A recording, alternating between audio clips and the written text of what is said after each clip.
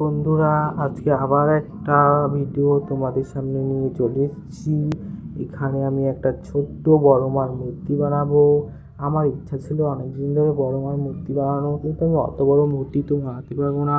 তাই বড় মার একটা আঙ্গুলে যতটুকু মাটি থাকে তার থেকেও কম মাটি দিয়ে আমি একটা ঠাকুর বানাবো। এখানে সব কিছুই মাটির হবে, খালি একটু চুল আছে যেটা মাটির হচ্ছে না, আর সবখানে কি মাটি। তোমাদের আজকে একটা কথা বলবো যে অনেক লোক আছে যে আমার চ্যানেলটা সাবস্ক্রাইব করেও ওরাই তুলে নিচ্ছে। কেন তুলে নেওয়ার কারণ কি? তোমরা তো বলতে পারো ভালো হচ্ছে না, না খারাপ হচ্ছে, কমেন্টে বলতে পারো। তোমরা কমেন্টও করবে না, আমার সাবস্ক্রাইবগুলো তুলেও নেবে। তোমরা তুলে নিলে আমাদের জানো কেমন লাগে, এত খারাপ লাগে। যদি না বাড়ে তাহলে একটা কথা, যে বাড়েনি থাক, তাই কোনোদিন বাড়বে। আর বেড়েও যদি কমে যায় সেটা কিন্তু আমাদের কাছে খুব ভালো, মানে খারাপ লাগে। যে কোনো লোকেরই সেটাই মনে হয়, একদম তারা কিন্তু ভেঙে পড়ে। আজকের বিষয়বস্তু এখানে শেষ। তারপরেও আমি বলছি সাবস্ক্রাইব করে যেও, ভালো লাগলে কমেন্টে জয় বড় মা লিখে যেও।